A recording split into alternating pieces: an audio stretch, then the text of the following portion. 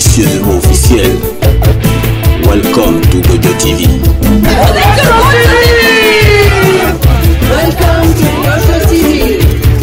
Gojo TV, c'est toute une aventure. Microphone politique. Qui a dit quoi? Bonjour Yasmina, vous êtes politologue? Je suis journaliste, chargée de communication, et puis oui, dans mon cursus, j'ai fait relations internationales, en effet. Ces dernières années, on voyait toute la communauté algérienne à la place de la République à Paris. Oui. C'était quoi la cause? Pour les raisons? Et maintenant, pourquoi on ne les voit plus? Eh bien, en Algérie, il y a une insurrection pacifique, une insurrection non violente, assez spontanée. Bien sûr, certains pensent que ça a un lien avec des choses à l'échelle internationale ou avec les révolutions arabes ou orange. Enfin bref, les Algériens ont eu un sursaut, un ras-le-bol du régime militaire. Donc le problème, c'est le régime militaire, à la façon quasi soviétique. Ouais. Quelque chose d'assez lourd. Le péché originel de l'Algérie, c'est cet État qui n'est pas un État civil. Même quand toujours il a un pendant ou une vitrine civile. Mais ce sont des faux semblants. Imaginez la dernière fois récemment, que le président Macron est passé en Algérie, était en visite. Il y avait bien sûr le président, mais il y avait aussi les généraux. Donc c'était visible aussi bien à sa descente d'avion qu'à tous les moments pratiquement de sa visite, durant les moments les plus importants. Il y avait donc ces généraux. C'est un moment assez névralgique actuellement, parce qu'il y a le contexte international que nous connaissons tous. Le post-Covid avec les problèmes économiques, l'Ukraine et la Russie, reliquat justement du RSS dans ses pratiques, et dont le régime algérien est assez dépendant, aujourd'hui en particulier. Il achète régulièrement des armes et est en conflit avec le voisin marocain. Donc c'est un moment assez névralgique pour tout un tas de raisons. Il y a de part et d'autre des attitudes assez belliqueuses, comme si le fait que le pouvoir algérien militaire ait été assez belliqueux déjà avec sa population. Maintenant, ce côté belliqueux et dans des compromissions, par exemple au Mali, avec la France-Afrique, mais aussi avec nos voisins de part et d'autre, parce que pour ce qui est du Maroc, c'est un peu équivalent en termes de poids, mais pour ce qui est de la Tunisie, j'imagine que nous devons être un voisin bien encombrant et bien lourd. Et, par exemple, nous avons en Algérie plus ou moins entraîné la Tunisie dans des compromissions, notamment la Tunisie avait-elle besoin d'être à ce point dans autre chose que dans une entente ou au moins dans une neutralité avec l'Algérie et le Maroc en même temps. Non, ce n'est pas possible apparemment. Pour ce qui est du Hirak, il avait aussi son pendant dans la diaspora. Vous avez parlé de la partie visible ici en France, il me semble, non? Oui. Pourquoi on ne voit plus la diaspora? Oui, parce que la République, dont j'étais une habituée, écoutez, il y a eu donc une liesse, une joie, un regard positif sur soi en Algérie, et puis en France, parce que c'était la révolution du sourire. Les Algériens étaient très heureux de pouvoir contrer Bouteflika, qui a fini par chuter. Ensuite, malheureusement, il y a eu un retour en arrière dans la mesure où nous avons eu une sorte de président autoproclamé ou désigné, plus exactement, Tebboune.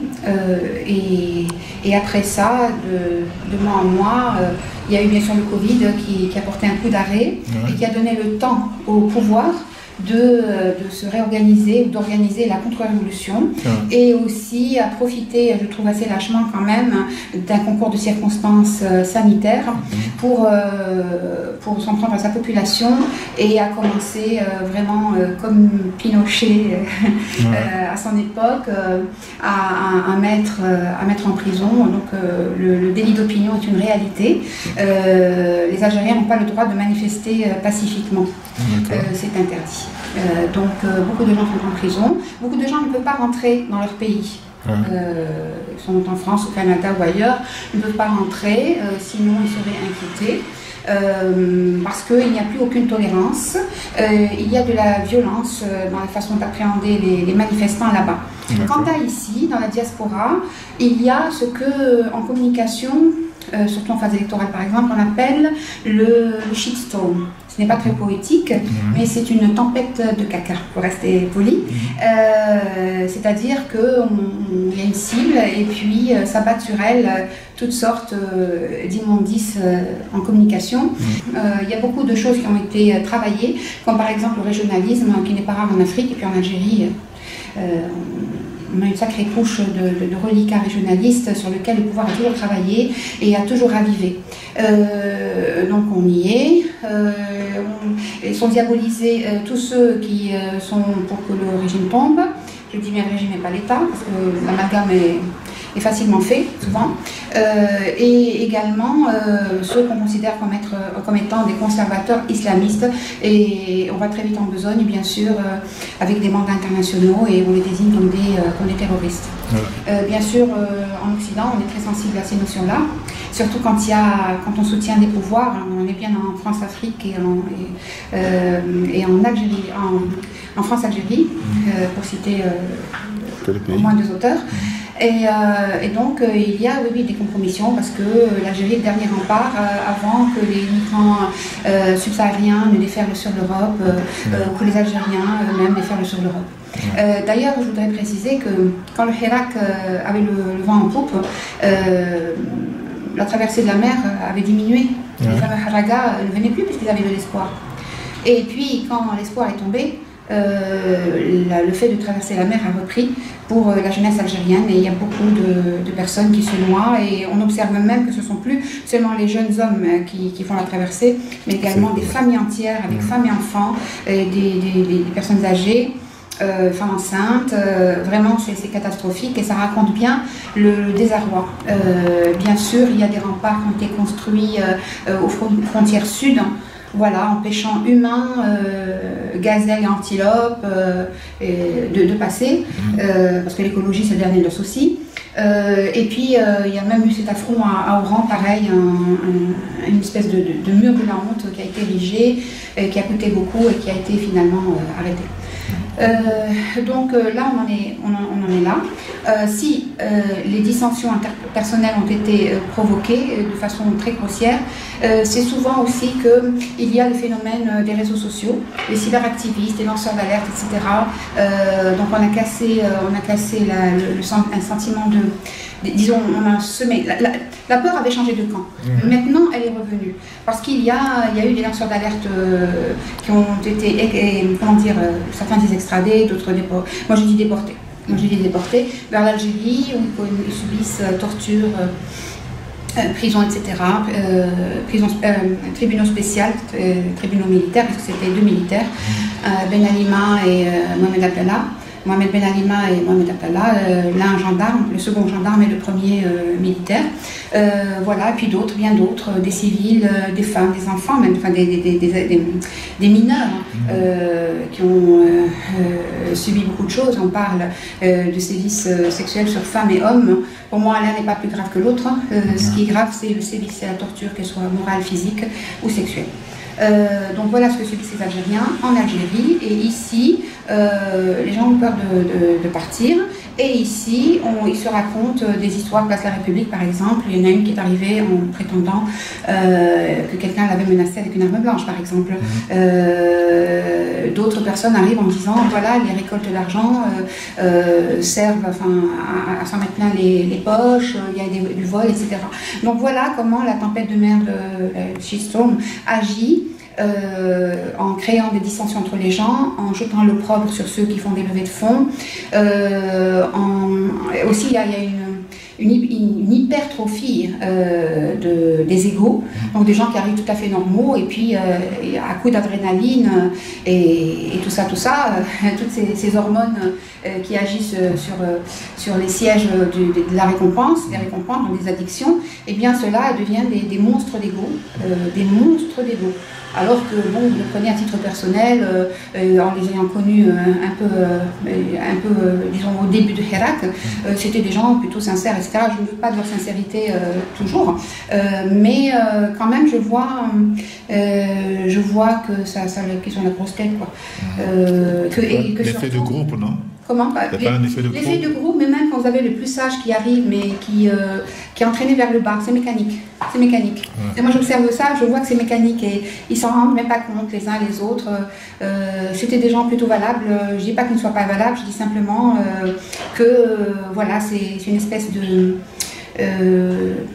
je dirais pas de meute, mais en tous les cas, il y a des frictions, il y a des concurrences, il y a des alliances, des mésalliances, et puis ça change, c'est vraiment comme la météo. Et puis il y a aussi des compromissions vraiment.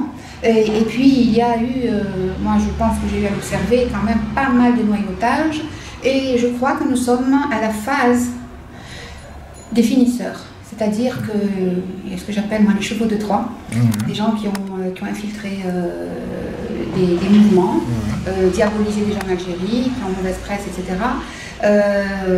Je n'en suis pas, mais j'essaye de faire vraiment de mon mieux pour rester magnanime, neutre, le plus que je peux, sachant que j'ai approché tous les milieux d'assez près, mais de façon générale.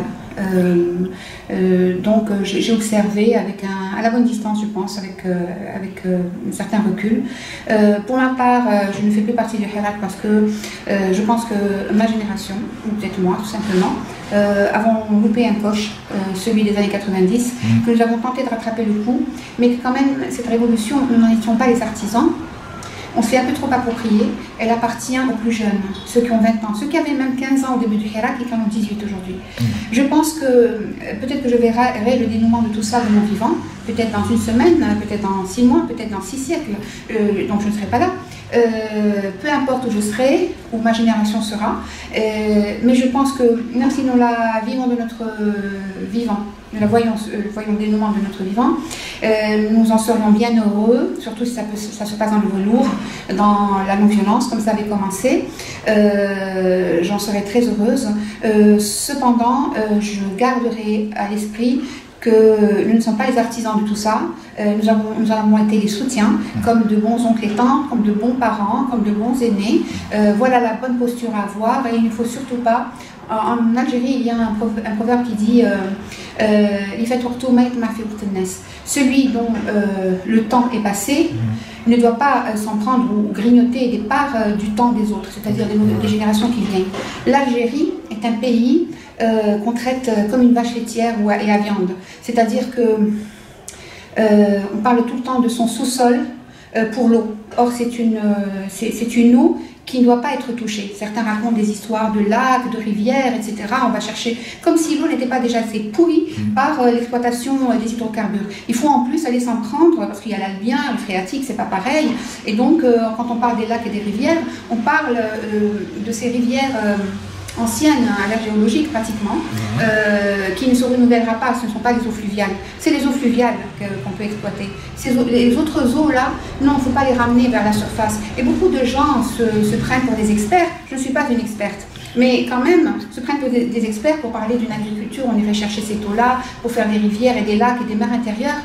Or l'Algérie, c'est comme ça, elle est considérée comme ça par ses habitants. Pour le gaz de schiste, pour le pétrole, pour les terres rares, pour l'or, pour l'argent, pour tout ça, elle est considérée comme une vache laitière. Même quand quelqu'un découvre un paradis, un écosystème quelque part, oui, regardez, venez ici, le tourisme, le ci, le ça, tout n'est pas économique et tout ne s'arrête pas à notre génération. Il y a des générations qui viendront pour les révolutions et pour l'exploitation des biens.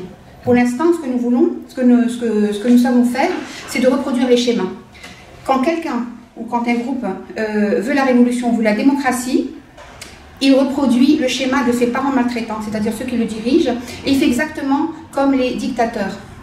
Certains disent que peut-être le temps n'est pas venu de faire cette révolution.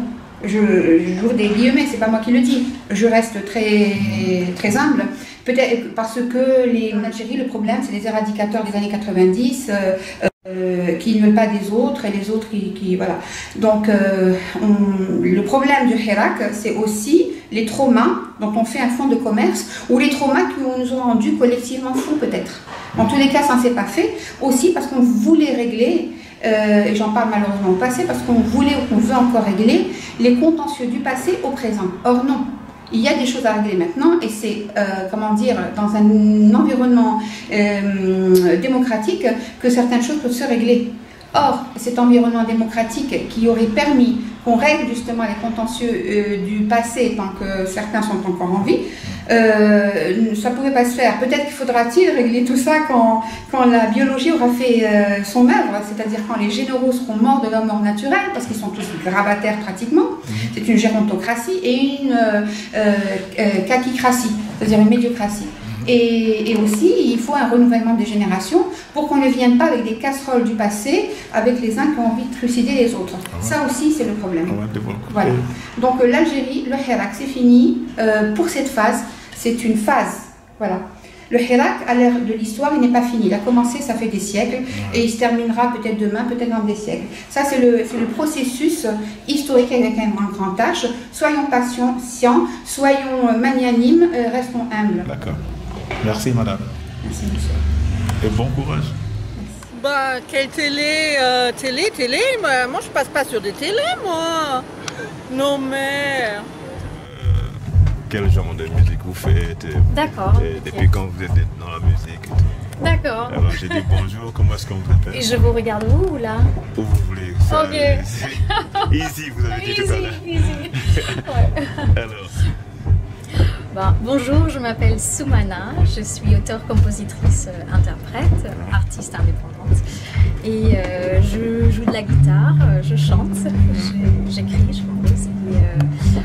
Mon projet c'est plutôt un projet pop-folk. Ça fait une dizaine d'années que je suis en France, j'ai commencé ici en jouant dans le métro, je suis musicienne du métro à la base et puis petit à petit le projet a évolué. Il y a 2 mois, j'ai sorti mon premier disque, un mini-album de 6 titres que voilà, je serais ravie de vous le présenter à l'occasion. Avant d'arriver sur Paris, vous étiez où? J'étais en Inde, je suis indienne. Ah ouais, vous étiez en Inde. Et là-bas, vous jouez là-bas? Oui, je chantais beaucoup en Inde, pas vraiment dans un contexte professionnel. J'étais à l'université, je chantais beaucoup pendant mes études. Et les scènes parisiennes, comment vous trouvez? J'adore. J'adore. Chaque scène est différente. Aujourd'hui, je suis hyper reconnaissante et ravie de faire la première partie de Patrick Coutin. C'est juste un énorme honneur. En tout cas, moi, j'avoue que c'est une vraie découverte parce que je me disais, bon, on va voir.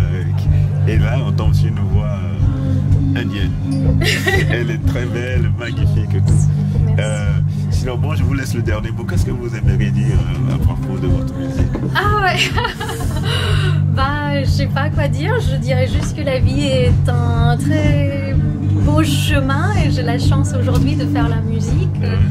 Je lui donne mon tout et j'espère que la musique vous plaira et vous touche. En tout cas, merci beaucoup. C'est moi qui vous remercie. Vous pouvez redire votre nom? Soumana. S-U-M-A-N-A. Merci Soumana. Merci. Et bonne chance. Au revoir. Au revoir. Et cette chanson s'appelle Left in Life.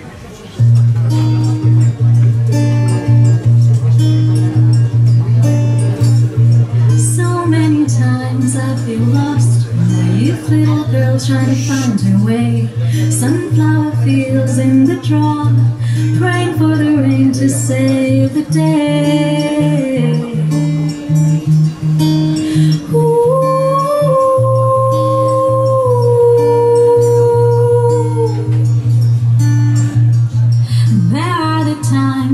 Small, am I trying too hard to have my say? 'Cause the doubts and the fears, they say it all. You hold my hand and it's okay.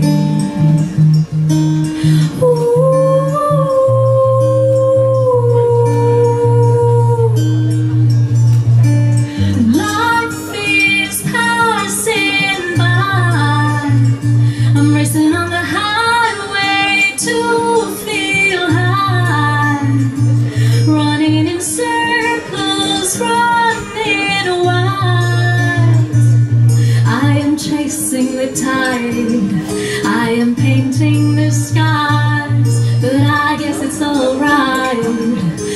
just to feel alive.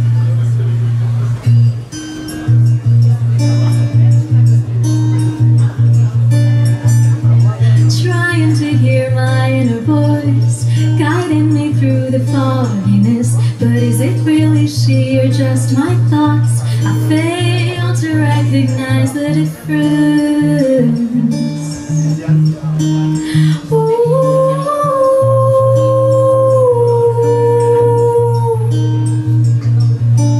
And life is passing by. I'm racing on the highway to feel high, running in circles, running wild. I am chasing the tide, I am painting the skies, but am I doing it right, just to feel alive? Oh, life is passing by. I'm racing on the highway to feel high, running in circles, running wild. I realize that it's all fragile. With every choice, we live or die. No regrets in time, it's all worthwhile. Or do you see it like I have lived my life? Ooh.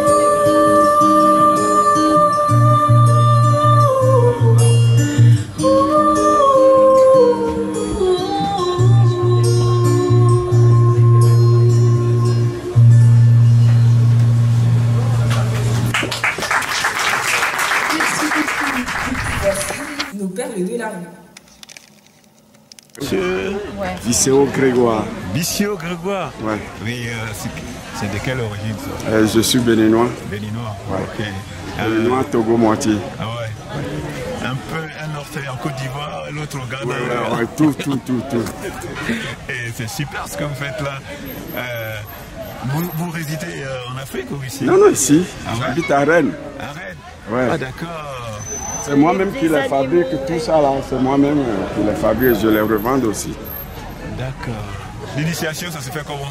L'initiation, j'ai appris ça avec un monsieur qui s'appelle Danaï Kalanfaye au Togo. Au Togo? Ouais. Ouais. Mais ça, normalement, ça va de père en fils, et trucs comme Oui, ça. là maintenant, mes enfants commencent à fabriquer, ils sont en train de jouer. Ils sont allés beaucoup à l'école, mais pas de boulot, donc ils ont attaqué les marionnettes. Ah, d'accord. Ok. En tout cas, merci beaucoup. Oui. Et ça ne vous dérange pas si je mets quelques films en ligne?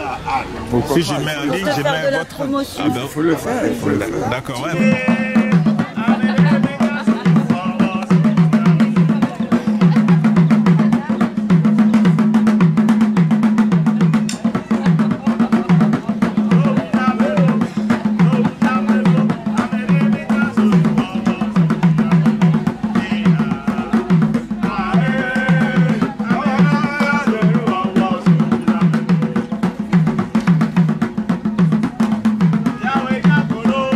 Yahweh,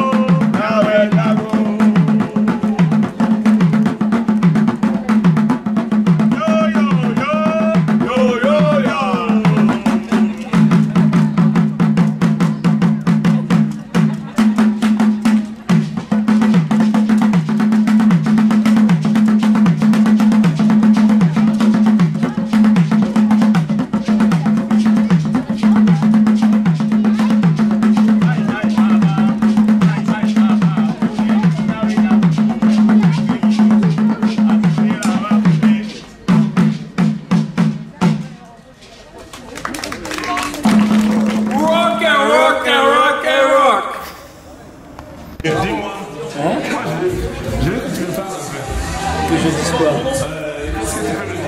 Je veux dire bonsoir. Bonsoir.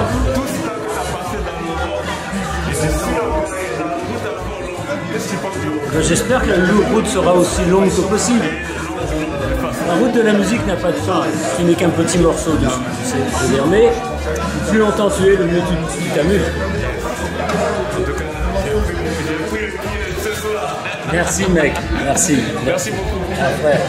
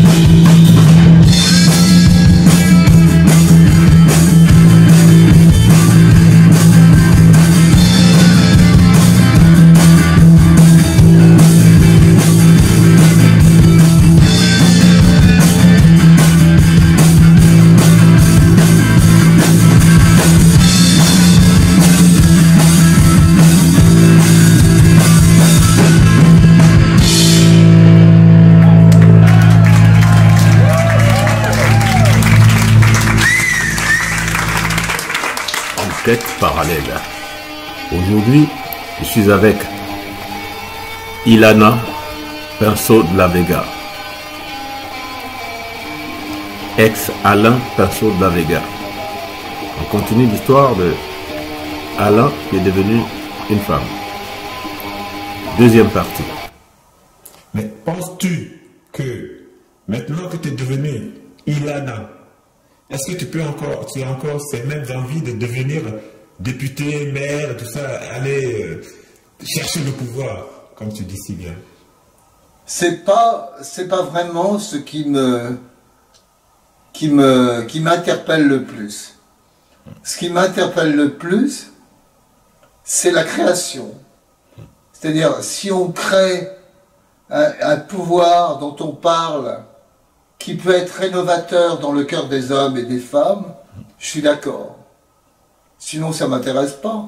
Moi, ce qui m'intéresse, ce n'est pas le pouvoir, c'est avoir suffisamment d'argent pour vivre, certes, mais c'est surtout qu'il y ait des étoiles de bonheur, qu'on puisse être heureux, satisfait de la vie qu'on mène. Mais vivre ma vie en tant que femme, ça a été quelque chose de... C'est pas encore terminé. Et puis il y a eu tout un cheminement. À un moment donné,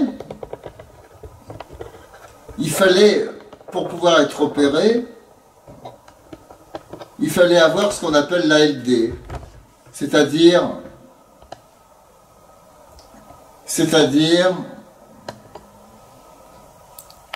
une autorisation. C'est une appellation qui permet à quelqu'un d'être pris en charge quand tu changes de sexe. Mais il faut passer par un jury aussi pour ça. Il faut passer par un jury qui accepte. Au début, il faut l'acceptation. Il faut une prise en charge. L'acceptation de la sécurité sociale. Et après, il faut passer par les chirurgiens qui te demandent pourquoi vous voulez ça. Alors moi, je suis passé... J'ai eu au bout de 8 ans, j'ai attendu 8 ans pour avoir cette autorisation. Alors comme tu te dis que j'ai 72 ans, j'aurais pu en avoir moins. Mais ils m'ont fait poireauter.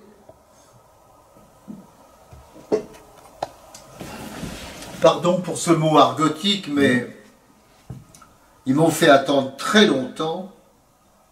Et puis un matin, j'ai reçu un coup de fil libérateur qui me disait « Vous savez, j'ai reçu votre dossier, je suis à la commission d'attribution de l'ALD, c'est-à-dire de ce statut important, et votre médecin n'a pas dit si vous voulez vous faire opérer ou pas. » Alors je lui dis « C'est une erreur, je veux me faire opérer. » Et elle m'a dit au téléphone « Bon, alors vous inquiétez pas, vous avez l'ALD. » Et après, je venais de recevoir l'ALD en étant couché sur mon lit et mon statut allait carrément changer, c'est-à-dire il y a 3-4 ans. Et c'était un bonheur, je vous dis pas. Alors ensuite, j'ai tenté avec mon psychanalyste qui s'appelle Monsieur Hubert, qui est un type formidable, de lui demander qu'est-ce qu'il fallait que je fasse. Alors il m'a dit qu'il y a 2 hôpitaux, l'hôpital de Tenon et l'hôpital Saint-Louis. Et il m'a dit que l'hôpital Saint-Louis avait une technique plus moderne et ultra moderne par rapport à celle de Tenon. À Tenon, quand on était opéré, après il fallait un vibro pour que ça ouvre le vagin. Pendant 1 an ou plus, pour que ça ne se ferme pas. Or, dans l'opération de Saint-Louis, on prend une partie, il y a un chirurgien qui prend une partie, qui est spécialiste de l'estomac, qui prend une partie de l'intestin grêle pour en faire un vagin. Donc le vagin ne se referme pas. Donc il y a deux chirurgiens, le chirurgien qui construit le sexe et celui du vagin. Ce qui fait que l'opération est absolument impeccable. Il n'y a pas besoin de s'enfoncer un vibromasseur pour écarter le vagin. Le vagin est écarté naturellement.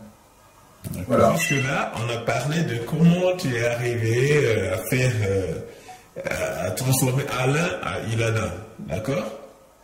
Maintenant, maintenant que ton souhait est exaucé, et par toi et par le système, qu'est-ce que tu comptes faire maintenant en tant que Ilana? Qu'est-ce que je vais faire? Oui. Maintenant, tu n'es plus Alain, maintenant tu es Ilana. C'est une question que je suis en train de me poser. La vie continue. Qu'est-ce que je vais faire de tout ça? Alors, c'est exactement la même chose que si j'étais resté un nain. Je vais continuer, je vais faire en sorte que mes préoccupations soient plus féminines que masculines. Mais je continuerai à faire des films et je continuerai à aimer surtout des femmes. Oui. Ça peut être ce qu'on appelle vulgairement des lesbiennes, mais c'est plutôt des homosexuelles féminines. Oui, parce que homo, ça veut dire soi-même. Oui, mais bon, maintenant que tu...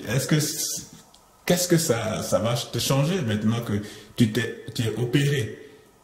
Qu'est-ce que ça fait si tu aimes une femme maintenant parce que tu es opéré? Ben, pour l'instant, j'ai pas encore réussi, puisque je te rappelle que cette opération ne date même pas de 6 mois. Je me suis fait opérer le 19 avril 2022, et que donc c'est très très récent, et que je suis encore en train d'avoir des problèmes physiques avec cette opération. Ça n'est pas terminé. Et j'ai une féminisation de mon visage. J'ai subi deux opérations déjà, et je vais avoir une 3e. Donc, on ne peut pas dire que physiquement, je suis complètement satisfait de mon image. Pour l'instant, je suis réellement une femme, on ne peut pas dire le contraire, puisque j'ai un sexe de femme, mais que esthétiquement, il me manque encore des éléments. La poitrine, le visage, enfin... Ta poitrine, ça change déjà, on voit bien que... On voit bien qu'il y a des seins qui ont poussé. J'en ai, oui, mais on va les renfermer. Bon, il y a, si tu veux, là je prends des hormones depuis 8 ans, les hormones féminins. Ça fait 8 ans que j'en prends, donc c'est pas d'hier cette histoire. D'accord. C'est un spécialiste. Un spécialiste, ouais, qui m'a donné les hormones pendant 8 ans. Et c'est à ce moment-là qu'il m'a engueulé, il m'a dit, alors qu'est-ce que vous faites? Vous pouvez pas aller voir du côté des hôpitaux, il y a Tenon, il y a Saint-Louis, et à la fin j'ai dit, bon d'accord, etc. Parce qu'il voyait bien que les hormones c'était pas suffisant, il fallait que je passe à un autre stade, grâce à lui. Donc, lui, il est spécialiste des hormones. Donc, c'est lui qui m'a mis le pied dans l'étrier un peu, avec mon psychanalyste. Bon, parce qu'on est perdu dans cette histoire, on est perdu. Oui, oui, j'imagine. Et ma question, c'est celle-ci, peut-être que c'est trop tôt de poser la question. J'allais savoir, qu'est-ce qui se passe dans la tête d'une femme, d'un homme qui était homme d'abord et qui devient une femme? Est-ce que les pensées sont pareilles? Est-ce que maintenant tu réfléchis comme une femme ou bien tu réfléchis encore comme un homme? Alors, quand on est une femme, alors qu'on a été un homme, notre préoccupation, elle est physique beaucoup. D'accord. Parce qu'on voit bien que on a été un homme et qu'il faut maintenant s'astreindre à ce que l'image esthétique qui va rejaillir sur le cerveau soit arrivée à échéance, que réellement tout ce qu'il faut faire est fait. Donc par exemple j'ai de l'épilation, il faut faire de l'épilation. Ça fait très mal l'épilation électrique. Parce que comme j'ai les poils blancs, le laser ne le reconnaît pas. Donc il faut me faire des piqûres et me faire une épilation électrique. Et après cette épilation, j'ai une tête qui double de volume. À cause de l'épilation et surtout à cause des piqûres qu'on me fait pour empêcher la douleur. D'accord. Donc tout ça n'est pas simple. Alors, la question que tu m'as posée, je pense qu'il s'agit, est-ce que quand tu es une femme, tu as une autre réflexion par rapport à un homme. Ben, quand j'étais un homme, je voulais faire des films et aller au cinéma. Et maintenant que je suis une femme, j'ai envie de faire des films et aller au cinéma. Alors, quelle est la différence? Ben, la différence, c'est un regard différent. Je suis complètement pour les femmes comme je l'ai été avant. Et quand je serai complètement une femme, je serai davantage avec les femmes qui se font abuser des hommes.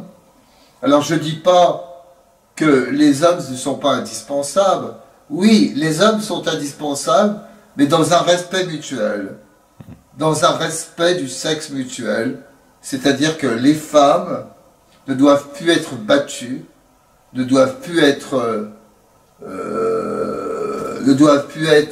dominées de façon sexuelle. Les femmes doivent avoir le même rôle qu'ont les hommes à l'Assemblée nationale, où à l'Assemblée nationale il n'y a même pas 20% de femmes, et que quand il y a une femme qui est à l'Assemblée nationale, elle limite les hommes pour pouvoir avoir du pouvoir. Donc il faut arrêter ça. Donc il y a toute une chose importante. Alors il y a quand même quelque chose, je dois dire, qui m'intrigue. Je suis une femme, mais je ne peux pas avoir d'enfant. Alors c'est vrai que l'enfant est un problème. L'enfant est un problème. C'est-à-dire quand même, l'enfant on l'éduque. Est-ce qu'on peut être vraiment une femme si on n'a pas d'enfant? À mon avis, oui. Mais c'est quand même un nœud important de savoir qu'une femme peut avoir un enfant, même si elle n'en a pas. Oui, mais ça, moi je dirais, à tort peut-être, que c'est un faux problème, parce que maintenant, tu as 72 ans. Et tu as été, pendant 72 ans, tu étais dans le corps d'un homme. Et tu as eu des copines. Et c'est à ce moment-là, quand tu étais plus jeune, que tu devais te poser cette question d'enfant. Donc ce n'est pas maintenant à 72 ans que tu me poses cette question. Oui, c'est vrai. Hein? Bon, je reviens sur ce que tu as dit. Il faut maintenant que les hommes arrêtent de battre les femmes. Est-ce que toi, quand tu étais Alain, est-ce que tu battais tes femmes? Jamais. Bon, comment maintenant tu peux... Pourquoi tu mets... J'ai jamais battu une femme de ma vie, mais j'ai aidé les femmes qui ont été battues, comme ma mère qui était battue par son mari.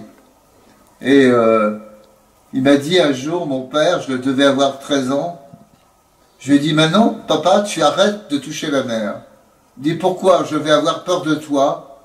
Je dis, oui, papa, il faudra que tu aies peur de moi, parce que je te laisserai plus jamais toucher ma mère. Et ma mère, quand elle a su ça, elle m'a pris dans ses bras et elle m'a dit, enfin, mon chéri, tu es un homme qui m'aime, vraiment, un être qui m'aime. Elle m'a dit, tu es un être qui m'aime, même pas un homme, un être qui m'aime. Et j'ai pensé que là, il y avait un don, quelque part, de féminité en moi, un cadeau que ma mère m'avait fait à ce moment-là. Et lui, mon père a pris la porte et il a cassé, et il est parti. Alors, on avait vraiment des relations avec notre père, qui étaient des relations horribles. J'ai une sœur qui a 10 ans de plus que moi, 10 ans de moins.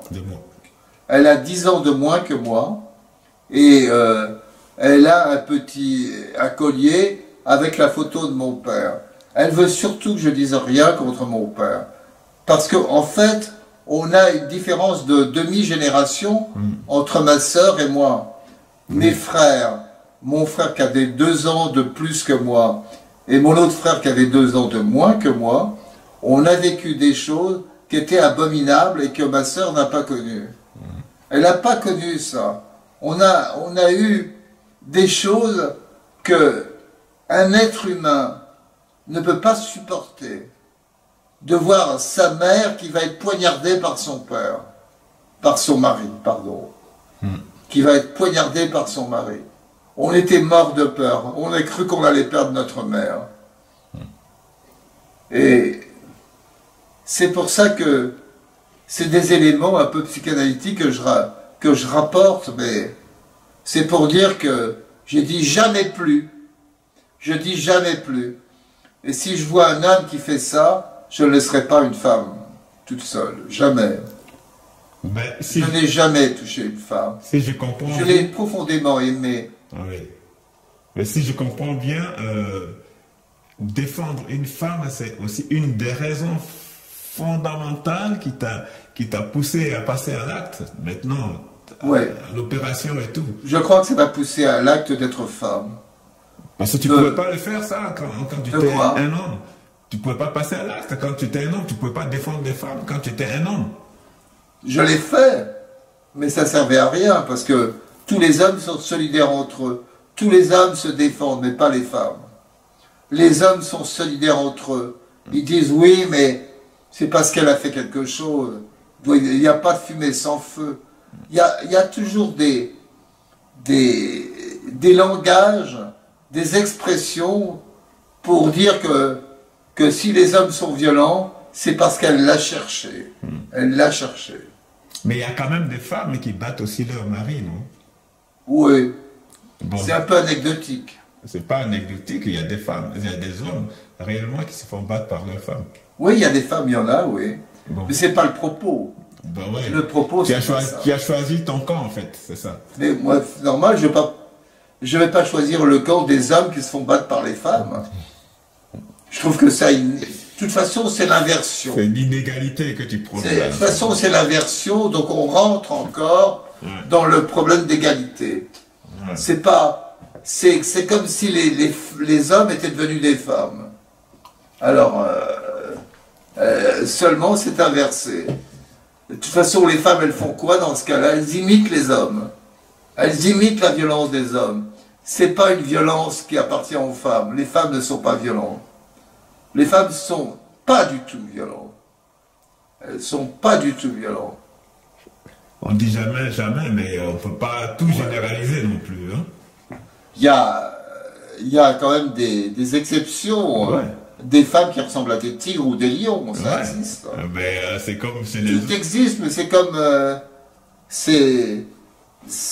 en pourcentage, ça se calcule en 2% peut-être. Ouais. Mais c'est comme chez les hommes, c'est pas tous les hommes qui battent leurs femmes. La preuve, quand tu étais homme, tu n'as jamais battu une femme. Mais je sais pas pourquoi j'aurais battu une femme, pour quelle raison? Donc tu fais partie de tous ceux je sais pas, des hommes qui battent pas leurs femmes. Les femmes m'aiment. Je ne vais pas battre une femme qui m'aime. Elle m'aimait. Les femmes avec lesquelles j'étais, elles m'aimaient. Je me suis marié 15 ans. J'étais un homme marié pendant 15 ans. Ma femme était heureuse. Et j'ai rencontré une autre femme dont je suis tombé amoureuse. Et ma femme voulait que je revienne. D'abord, elle n'a pas voulu, elle a voulu, puis après, elle a voulu que je revienne. Alors, c'est vrai que j'étais un drôle d'énergumène. Quand j'étais chez ma maîtresse, la femme que je voulais épouser, la deuxième femme, et que je n'ai pas épousée, j'aimais encore ma femme. Alors, tous les matins, je prenais ma voiture, je partais d'ici les Moulineaux, là où j'habitais nouvellement, chez mon autre compagne, et je déposais des fleurs à la porte de ma femme, tous les jours. Et alors, un jour j'étais chez le fleuriste et il m'a dit, mais vous apportez, je voyais que vous achetez des fleurs tous les jours, vous avez quelque chose à vous reprocher? Alors à ce moment-là, j'étais tellement culpabilisé que je suis plus retourné chez ce fleuriste. Mais j'achetais des fleurs pour ma femme que je mettais à sa porte. Elle devenait complètement dingue. Mais ça, c'était pourquoi? Qu'est-ce que tu voulais d'elle en lui donnant ces fleurs tous les jours? Je voulais son pardon et je voulais qu'elle sache que je l'aime. Mais j'aimais l'autre aussi. Ouais. Mais à l'autre, tu donnais pas des fleurs? Comment? À l'autre, est-ce que tu donnais aussi des fleurs? Mais non, je lui donnais mon cœur. J'avais pas besoin de lui donner des fleurs. J'étais dans son lit et je lui donnais mon cœur. Ah oui. D'accord. Et elle voulait que je lui fasse un enfant. Moi, je voulais bien, mais on n'a pas eu le temps. Parce que comme ma femme, elle m'a récupéré, on n'a pas eu le temps de faire un enfant. Mais peut-être que l'enfant qu'elle a eu après, c'est peut-être le mien, je n'ai jamais su.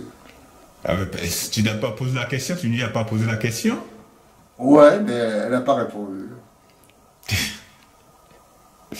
Et si elle avait dit oui, c'est ton enfant? Ça aurait été étrange. J'aurais été heureux. J'aurais dit, je voudrais bien aller au cinéma avec mon fils. Oui. Tu peux toujours lui demander. Ouais, mais ça, c'est des histoires d'enfants. Passées. C'est jamais passé, puisque tu l'as évoqué. J'ai l'impression de raconter toute ma vie. Ben oui, on est là pour ça. Tu es un homme, comment on appelle, tu es un homme public maintenant. Enfin, depuis toujours, tu as toujours été un homme public. Ça date de 20 ans. Oui, c'est pour ça que j'ai dit, tu es un homme public. Donc, mon fils, aujourd'hui, il doit avoir 22, 23 ans. Si tu avais un fils, c'est ça? Bah, si c'était mon fils. Si c'était ton fils. Et qu'est-ce que je lui dirais? Ben, je suis ton fils, tu peux de temps en temps me donner un coup de fil. Ouais. Ouais. Parce qu'avoir un enfant, c'est l'élever. Si tu l'élèves pas, t'as pas d'enfant. Oui. Il paraît. Et être une femme, c'est pareil. Il faut élever sa féminité. Lui donner du poids. Lui donner ce que ta féminité a besoin. Voilà. Je peux tomber sur une femme, je suis une lesbienne, j'aime les femmes. Non, elle m'a rien dit.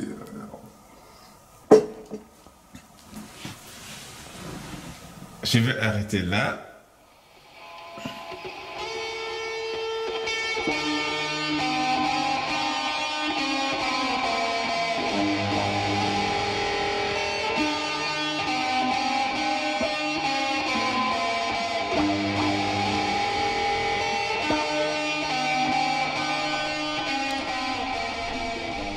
La faille.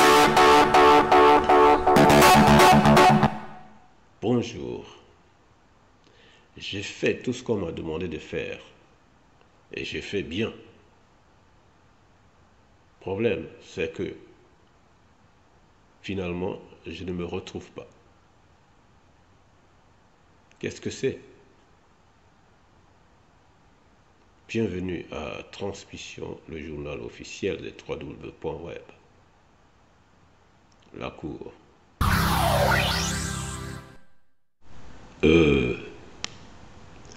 Se rendre étranger à soi-même.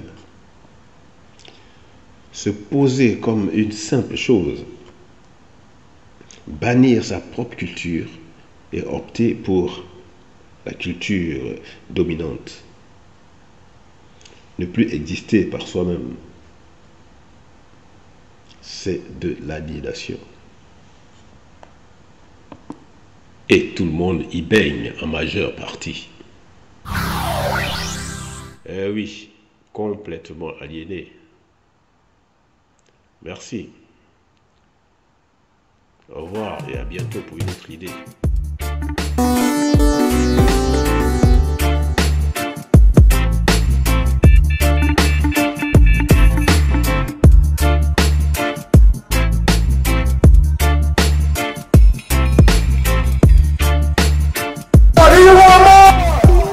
Bonjour, c'est Loana pour notre mini-festival reggae. Reggae music, ok, machallah, pour les noirs, pour les blancs, les petits et les grands, les gentils, les méchants, tout le monde là, sinon. Ça fait un moment que tu tournes sur la place de Paris. Comment t'es arrivé jusqu'ici? Ah bah ça c'est par l'intermédiaire de notre batteur, Rico, qui est de la région, qui est voilà, du coin, qui connaît ce festival, qui connaît les organisateurs depuis un bout de temps, qui connaît ce lieu, voilà, magique. Que je ne connaissais pas, ouais, voilà. Ouais, bah j'imagine. Alors, donc il est arrivé là, on t'a invité depuis quand? Ah bah ça c'est prévu depuis un petit bout de temps quand même, ça a été bouclé un petit bout de temps. S'il ne faut pas donner l'affiche, vous pouvez les... Ah non, c'est secret, c'est ça qui est magique dans cette soirée, c'est que... Voilà.